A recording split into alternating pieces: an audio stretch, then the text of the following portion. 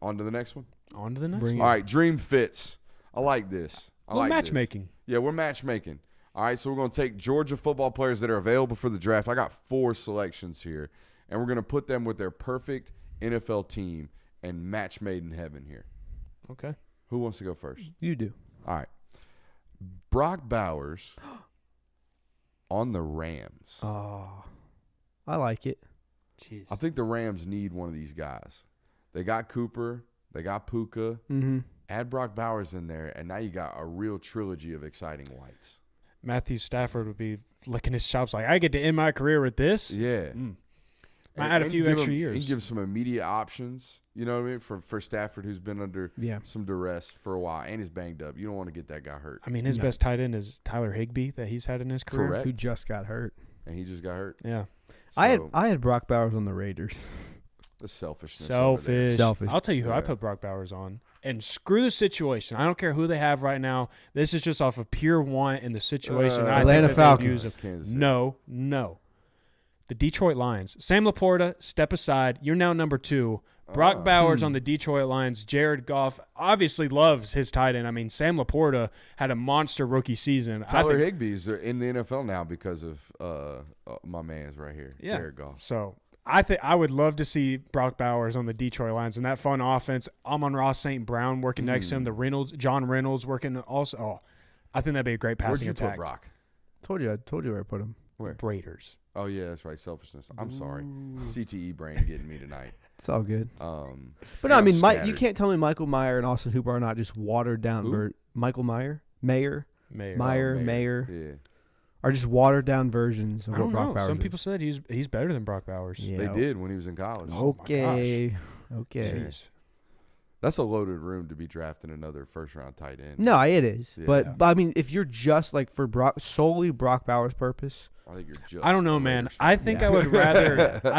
No, Detroit's definitely a better answer. I think I'd want a better quarterback than Aiden O'Connell throwing to Brock We're gonna Bowers. get a better quarterback, dude. Don't worry. What if Sean spent like 8 months leading up to the season studying use check and Kittle's usage and created a hybrid position for the Rams with Brock? That's what I'm envisioning. That's what I'm envisioning. That would be right interesting. now. He's an offensive mind to figure it out. Yeah. For sure. You got one? Oh, yeah, I got one. This is another fun one, in my opinion. Lad McConkey to the Houston Texans. Okay. That would be fun. You got C.J. Stroud, obviously one of the best. Tank Dell. Tank Dell. I say, isn't Tank Dell and Ladd kind of like Spider-Man meme? Aren't they very similar football players? I guess. I mean, I think Tank Dell's bigger, is he not? Yeah, I think Tank Dell is bigger. And then they also have Mechie on the roster as well, but I don't care. I think that Lad McConkey in a Slowick offense, a Bobby Slowick offense, who is a hot name already as an offensive coordinator, potentially a head coach. Again, look, this is just dream scenario matchmaking. I think if Lad McConkey were to go to the Houston Texans and work with that group, I think it'd be fire. Lad McConkey makes Tank Dell look like a little person. Tank Dell is 5'8", 165 pounds, ran 4.49. Whoa. 1.49 split in the 10, and then broad jump 10-1. Poor guy didn't live up to his name. That's crazy. I thought he was bigger than that. Yeah, nah. He a little guy. I had Lad on the just a bunch of little guys running around, dicing people up. I still think it'd be a great fit. You like little dudes. I had him on the Rams for a similar reason you got, where you have Cooper Kupp, where just kind of your possession guy, underneath stuff, Puka Nacua, and then Lad, a deep ball over the top guy. I think that's a perfect trio. I put Lad on the Jags. Ooh. So we can just really, really mess with NFL commentators to where we can hit him on a switch, hit him with a switch every time they're like, ooh, Trevor finally got his Hunter Renfrow back. Whoosh. Every time. Just whack over the head. Just God. Stop. The amount of times. But yeah, the amount of times. See, and you got to make him more 13. And got to play him in the slot. Oh, Jim, Trevor Lawrence has got his Lad McConkey. Oh, man, gosh. Hunter Renfrow. All over it. Golly. Not bad. That's not a bad. Just a grinder. That was not a bad Tony Romo. That was good. I heard that. I told Christian about this. I heard this the other day. Someone was talking about they were trying to figure out how to do their Tony Romo impersonation. They're like, and I finally figured it out. He sounds like a car starting up in the morning. Jim, Jim, Jim, Jim, Jim. That's exactly what Tony Romo is. Jim, Jim, Jim, Jim, Jim. That's pretty good. I like Romo. Yeah, I'm passing on the Romo stuff, but go ahead. You got one? Yeah, I have Javon Bullard on the Ravens. I think his attitude is perfect for that defense and the style that they play. It's very similar to what Him and Kyle It Hamilton. looked like the Twins movie with Danny DeVito and Arnold. And Arnold. Yeah, what it they would. look like. This one, I guess you might appreciate. So, Cedric Van Pran, Ooh, where? Miami Dolphins. Okay. Hear me out on this. They Not have a need terrible. for the center position. You got a solid quarterback. Again, touch and go on the durability of him. But already a loaded offense. I think if you sustain the interior offense, and I feel like that team does somewhat kind of lack a true leader, like a headpiece of the offense. Not that Tua isn't that, but I feel like if you put a guy like Cedric in there and just really glue everything together, and Mike McDaniel, I mean, come on, man. How about SVP to the Chargers? Not a bad one. Okay. Let's there again a very and center selections, particularly guys who have only played center, like Ced hasn't played interior offensive line. Not saying he can't, but he hasn't played guard in college. So these center specific guys, they're very much so drafted upon need. Who needs a center?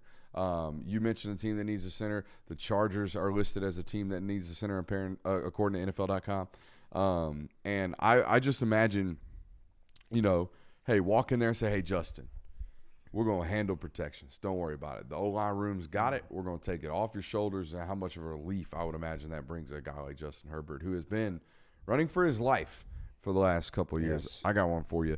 How about Kendall Milton to the Titans? I almost That's did not this a bad one. For a Derrick Henry clone. Derrick Henry. Equate version of D. Henry.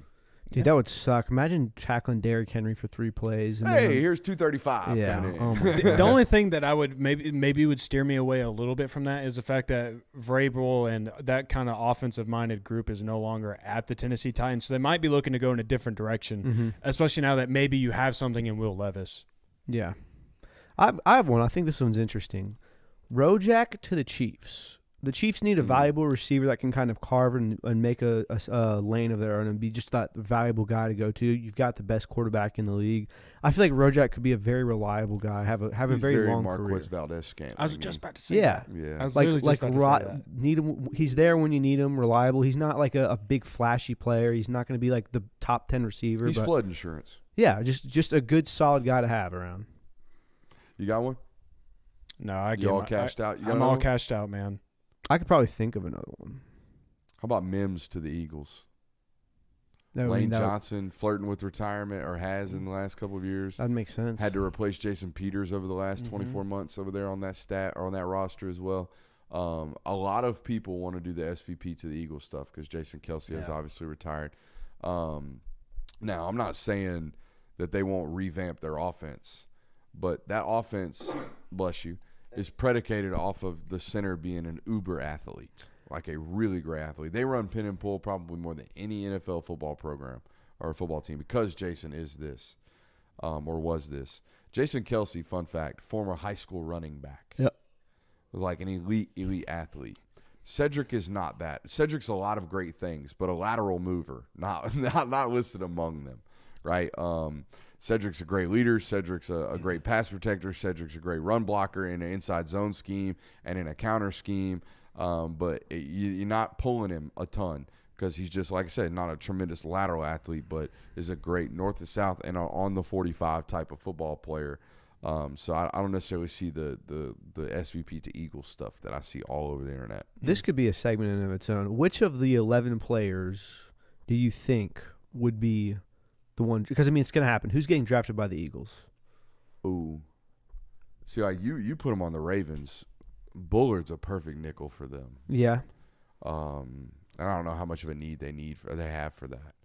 They're obviously stupid deep at defensive tackle and defensive end. Nor does Georgia really have a premier player available in this year's draft at either of those positions. You're talking about like Tramel Walthour and actually Tramel's coming back. Z-Logue. You're talking about Zion Logue. Like that's not an elite crop right there. So maybe Amarius at tackle, because I promise you right now, I think the Eagles are drafting somewhere in the mid-20s, early 20s.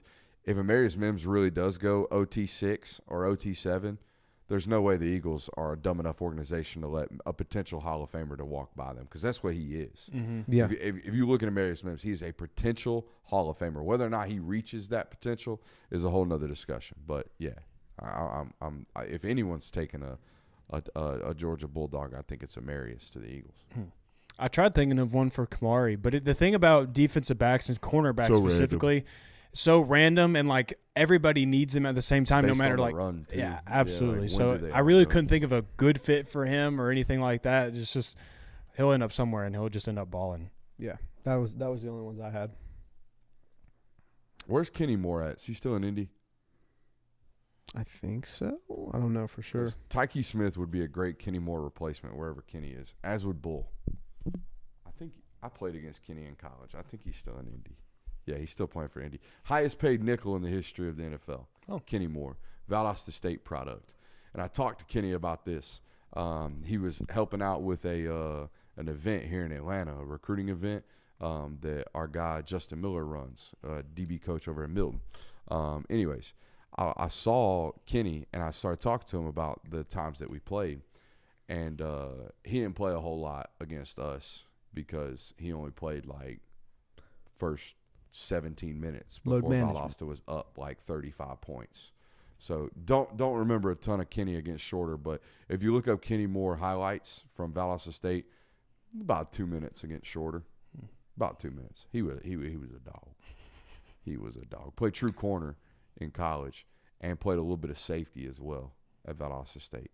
So 2-time All-American. I think a 4th-round draft pick with Indy. And, 7th season now in the league. He's doing well for himself at 5'9", 190 pounds.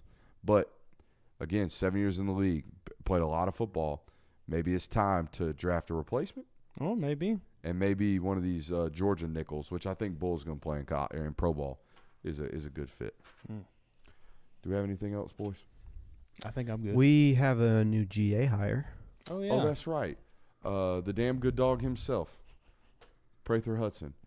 Now, here's the deal. Professional lady picker-upper. Word? You don't remember that? Oh, yeah. You don't remember when he knocked down the sideline reporter and tweeted That's at her, him. I can pick you up anytime? I thought you were giving me inside scoop that Prather Hudson had some G.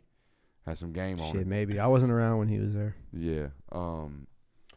Prather Hudson, a guy that waited it out for a long time and then grad transferred to Syracuse? Illinois. I always get those two mixed. Same colors. It makes But sense. did he get like real PT at Illinois? Yeah, he played at safety. He like played? Played at safety for He was Say mainly a less. special teams. I did the article on it. I was mainly reading up on his bio and things. Yeah. He was mainly a special teams guy, but he did get some run at safety. Real playing time for the Illinois team. Good for him, and a solid addition to come back onto the staff. So it's 2 GAs now that have been former players for Georgia or for Kirby in particular. Yes. Warren Erickson being the other one, and then obviously Jarvis is on the staff, but he didn't play for Kirby. What other former players? Mike Bobo on the staff. Yeah. Hartley graduated here, did not play here. No, did not. McClendon has now left the staff. Yeah. Schumann's an Alabama grad. Muschamp played here, graduated here. Correct. Oh, yeah. I think that's it. That's it. There might be a couple on staff. Yeah. Somewhere else.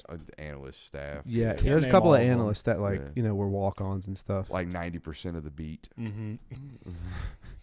Yeesh. That's a fun fact about Georgia's beat reporting. Like all UGA grads, Hey, man. It's a tough place to leave, all right? except for your boy. Tough place to leave. It is a hard place to leave. Yeah, man, Athens is cool. It is. I can't wait for our weekly segments of what I learned driving down Millage to return this fall. I do miss those segments. Probably gonna see some new debauchery. We take drives down Millage still. Almost every single day. Not Yeah. every single day. Hell Once a yeah. week. Apparently, Keon Sabb to Bama just confirmed. So says the chat, but you never know how truthful the chat is during live We're not shows. getting got. Yeah. So, all right, ladies and gentlemen, that'll be it for us tonight. We will see you tomorrow. Love you. Bye.